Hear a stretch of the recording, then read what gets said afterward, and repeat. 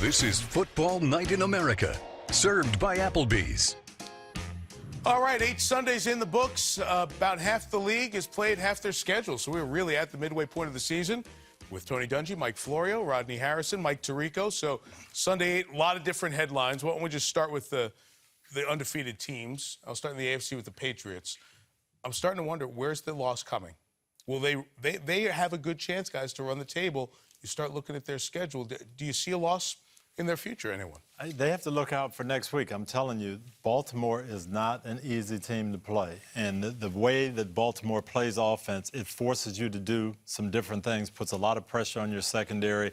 That's the one I think they have to look out for. You look at John Harbaugh. He's played against Bill Belichick and Tom Brady, so he has a certain level of familiarity with them. I think these guys are going to come out and compete. Obviously, you know, Lamar Jackson facing Bill Belichick in that defense. I think that's going to be a big challenge. But, yeah, they'll definitely be right into it, Mike. We see Bill Belichick and the Patriots do extremely well against quarterbacks in their first or second year, but Belichick has struggled against mobile quarterbacks in the past, and that's going to be the challenge for this defense, trying to rein in Lamar Jackson and maybe be a little more physical with him than what we've seen all year long. So maybe a little bit different mix, but start peeking down the road here. They go to Philadelphia, right? Now, they're hard games that they have, the best teams to this point that they play. Kansas City comes into Foxborough. Dallas is going to come into Foxborough. And 2 of their last 3 against Miami and Cincinnati, which haven't won a game. The one in between there is Buffalo at home. If they can get by a couple of these games, there are not a ton of teams out there that look on their schedule and go, man, there's no way the Patriots are going to win that game. And the thing we have to understand about New England, they experiment. They do a lot of things early in the year. Usually there's a couple bad losses where we say, oh, the Patriots are done. They're no good this year. And they come on. They're still in that stage. They're still getting guys ready and into things. They're going to be better in November and December than they are right now. If you look at what happened today, like Nick Chubb ran through this defense. If you protect the ball, you don't throw interceptions, you will have a chance to beat this team. That's why I say Baltimore, look out for this week. Okay. All right, fair enough. I just want to start throwing it out there because I think the conversation's going to start to build here if they get past Baltimore on Sunday night. And it's a typical conversation. We know they can handle it. It's not a big deal. So that's point 1. All right, I'm going to throw one out there, too. You've got 2. All right. Where's the first 49er loss going to come? Do you know their next I'll give it to you right now. They have a Thursday night game at Arizona. That's a win. Then they play Seattle at home. That's a win. Arizona at home again. Remember, they're in this stretch of 4 out of 5 at home. Yeah. They play Green Bay at the end of November there at home. That'll be a great game. Should be a great game. Everyone healthy. The rest of their schedule gets tougher. At Baltimore, at New Orleans, back-to-back. And to me, that's where it's going to be. There's 2 road games at Baltimore. They'll be 11-0 going to Baltimore and New Orleans. They look good right now. I want to see the next couple weeks how they handle success because they haven't been here. And, you know, they're going to have everybody talking about how great they are. They're heading to the Super Bowl. If they can handle success, they'll win those games they're supposed to win. Yeah, but today they were playing a Panthers team that was 4-2 and had 2 weeks to get ready, and they scored 51 points. Yeah. They've outscored the opposition 111-23 since the bye. It's amazing how good they are. And there's still that reluctance because I don't think we expected it. It's taken us a while to warm up to it. But I think they may run it all the way until that New Orleans game. That's going to be a tough one for them to go into the Superdome and win. But I look at these games coming up, and it would be an upset if they lose any of them. They run the ball, and they play defense. And that can get you going in a lot of games, even if you're off a little bit. If your quarterback is off, and we've seen Jimmy Garoppolo with some just average games, but when you run the ball and play defense week in and week out, you can win. But those are the 2 things that we know they can do. The one question I have, what about Jimmy G? You know, he hasn't been in a situation where he has to perform, has to make the key pass, you know, on the sideline at the end of the game, Mike. So that's where my question. We know they can run the ball. We know that Kyle Shanahan is very creative with all his play calling, and they have a great defense. That's an excellent point because at some point he's going to have to make a big throw in a big spot.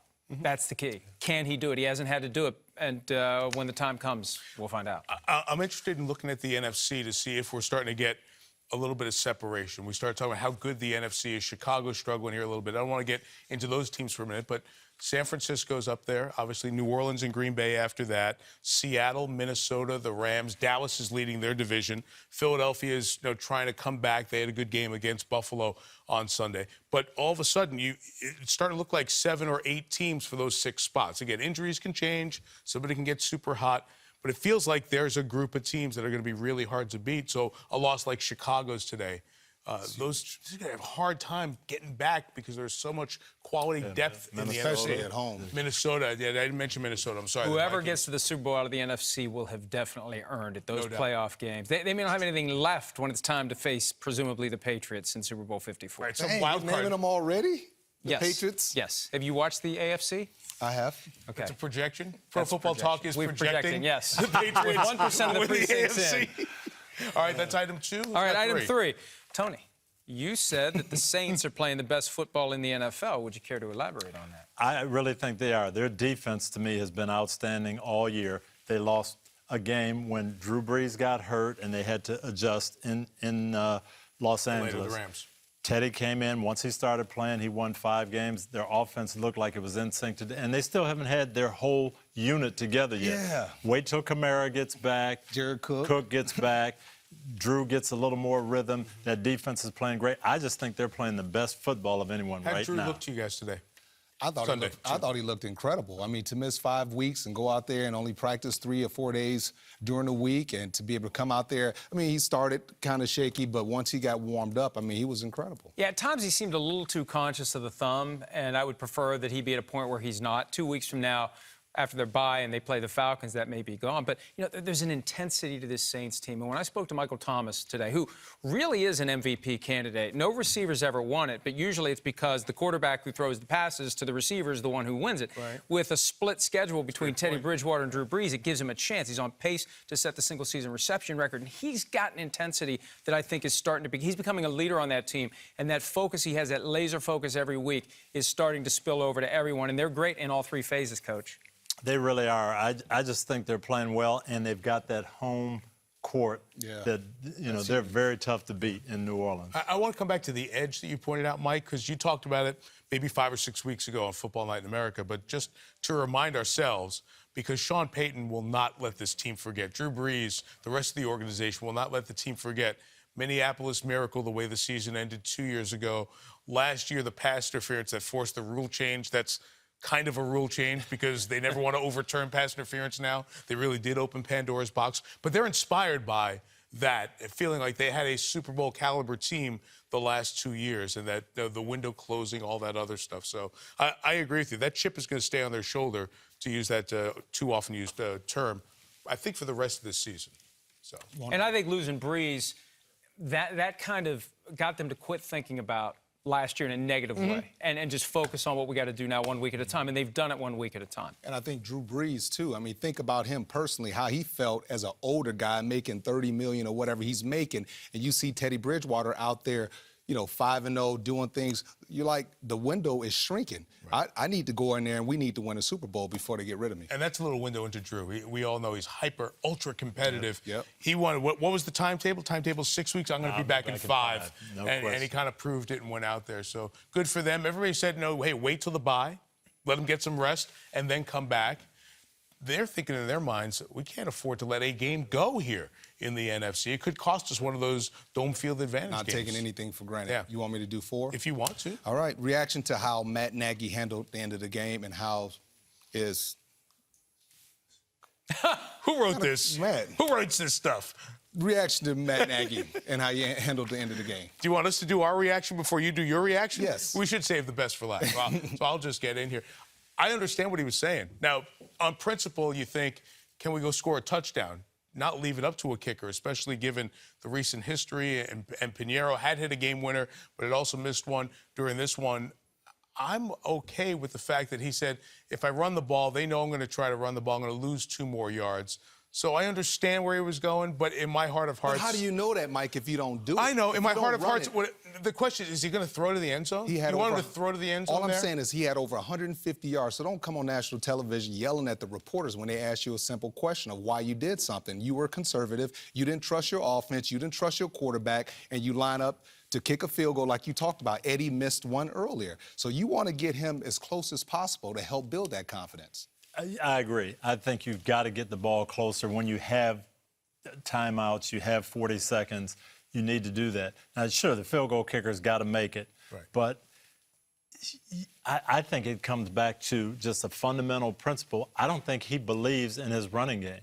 We saw that when we were looking at all the red zone tape and all the oddball plays down there. I don't think he thinks we can just line up, hand it to someone, and make 3 or 4 And you yards. mean the red zone stuff from today? Yes. Because that was an issue going in, and then today they got down there way too often And without the points. Fly sweeps and bootlegs and rollouts. And I think you said it best last year, Coach. You said you don't get a head coaching job running a football. You have to sling it over, and that's what he does, Mike. And I think the biggest problem for the Bears and for Matt Nagy is the success they had last year. And then I don't know how much they tried to reel in expectations for this year, but the expectations were there. And there was so much talk in the offseason about the kicking competition. We lost sight of the fact that they trade Jordan Howard. Who's going to be their running back? How are they going to have an identity on offense? That's something Sims brings up all the time. What does this team do? We know what Minnesota's offense does. You can pick a team. For most of them, you know what their offense does. This team is just all over the place, and it's all coming back to Matt Nagy. And I mean, look, it's tough when you're losing, but that demeanor in the press conference goes a long way toward determining whether or not you keep the local media on your side when it's going sideways, and they're not on his side right now. But even that answer today in the press conference, you went out there and you averaged 5 yards a carry running the ball. You ran it 38 times. But now you say, well, if they know we're going to run it, we'll lose yardage. How can you say that when you average 5 yards a carry running the football? You know what their record was last year? 12-4. They're 3-4 now. Not even halfway. They play Philly. They're in last place in their division, right? The Lions are ahead of them because of that tie that they have. And obviously Minnesota and Green Bay are sprinting ahead of them. So it's a really long road for Chicago here. We talked about how the Saints have gotten over a devastating exit to the postseason. The Bears had a devastating exit to the postseason with the double doink, and they have yet, I think, to really get past that. I just try to defend Matt. I understand what he's trying to do. I feel you, but you're wrong. Okay, that's fine. That's fine. All right, speed round time. What is the music for speed round this week? It is Halloween week. Hip hop. Got Monster Mash? Monster. We've Ghostbusters. Do not in any way go down the Sam Darnold Can I road. give you some music, Rob? Ghostbusters. No, I like Ghostbusters. That's Mike. clear. Mike Here he Florio. is. There's my buddy Jackson DeVille. Jackson DeVille, the Jaguars mascot, and this was Dressed as a ghost. Yeah, this was for Sam Darnold's appearance there, going back to the line for the Jets Monday night game. That is wrong. The whole ghost thing was just low-hanging fruit for people who don't know how to explain football. I mean, come on, it was the term "seeing ghosts." Yeah. Rodney and Tony, you guys know ball. Can you explain what that was for a young quarterback?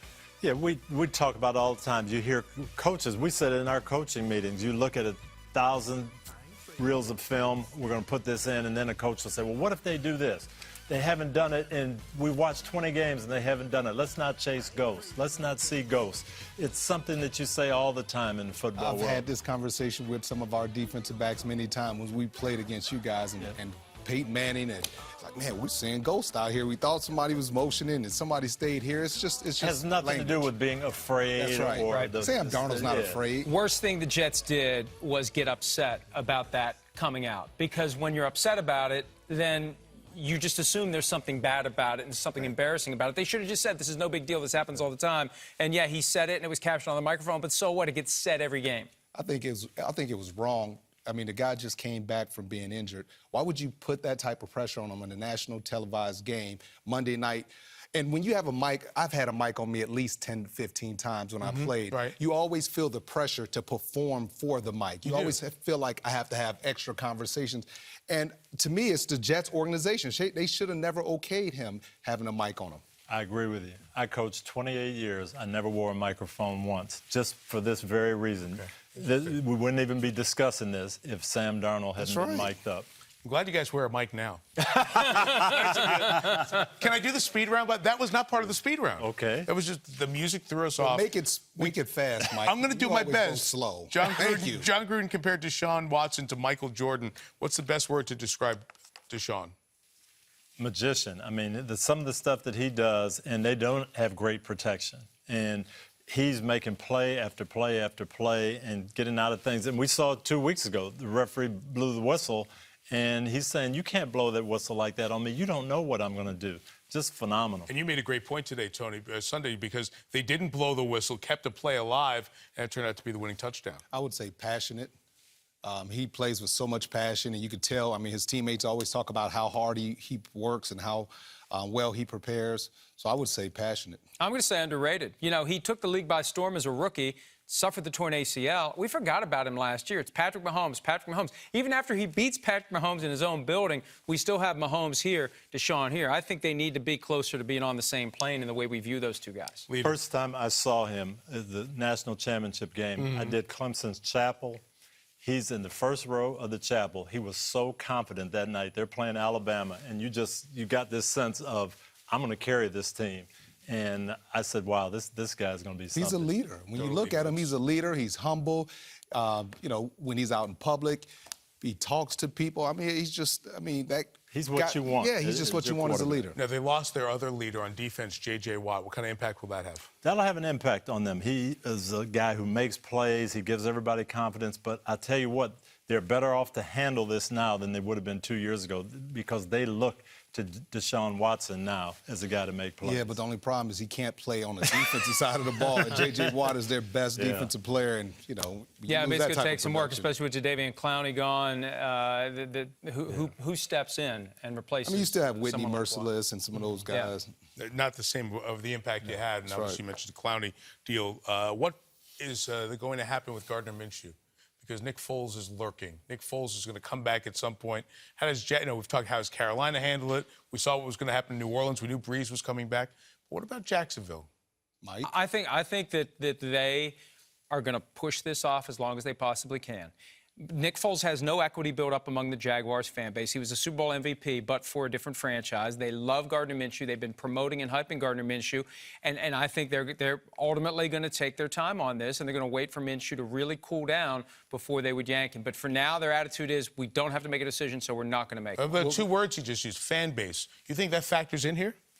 Well, I mean, ultimately, it's an entertainment business. You need people to show up for your games, right? We saw the crowd today. There's more than I can remember seeing at a Jacksonville game, and those fans love Gardner Minshew. Who are their next three games? Jacksonville, Tony, has Houston, then they're off, then they play at Indy, at Tennessee. They have 3 division games in their next 4. Paid so much? That's when we'll see, I think, a change. When he cools down a little bit, when those division games, if he plays and they're somehow still winning, he'll be in there. But I could see them losing a couple of those games, and now it's time What's their record again, Mike? 4-4. And Rodney's got a good point, too. They paid a lot. They paid a lot to Nick Foles. And at some point, that ends up being potentially the tiebreaker because you have to justify the money you gave to him. Are you surprised how Philly ran the ball in Buffalo, Rodney?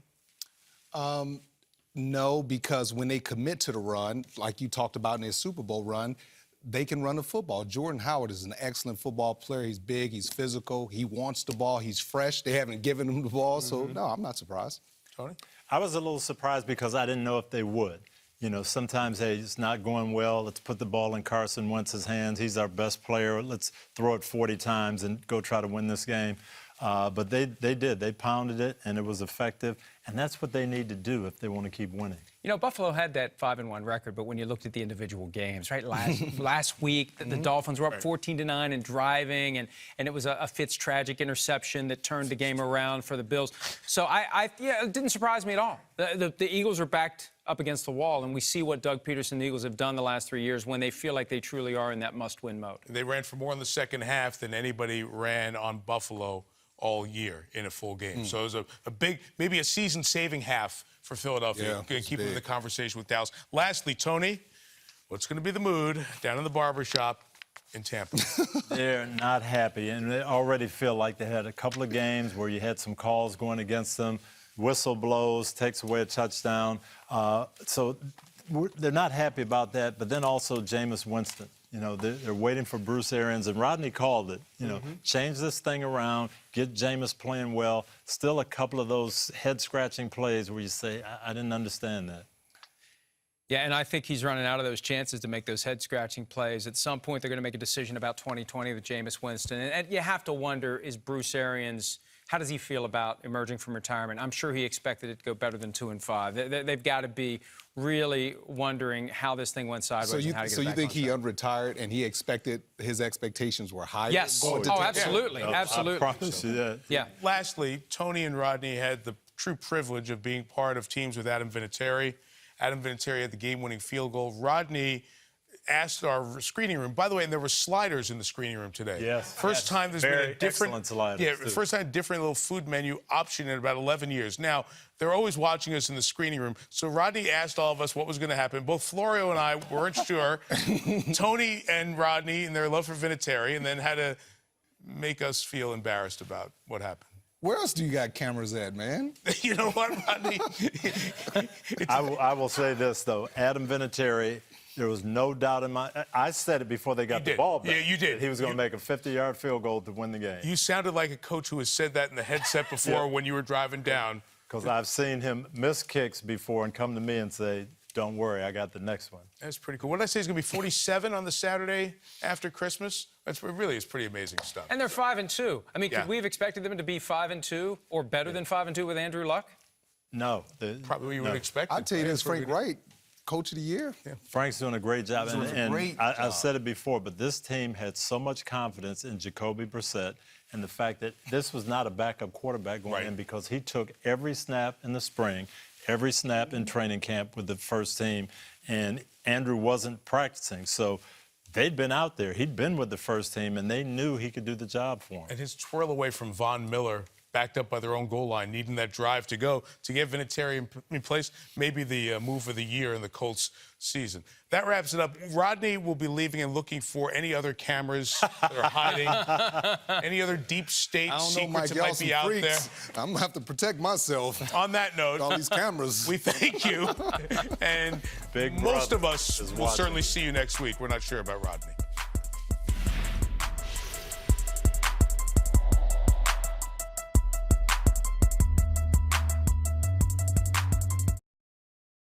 Hi, I'm Mike Tirico, and thanks for watching. Make sure to hit subscribe for the latest news and highlights from NBC Sports.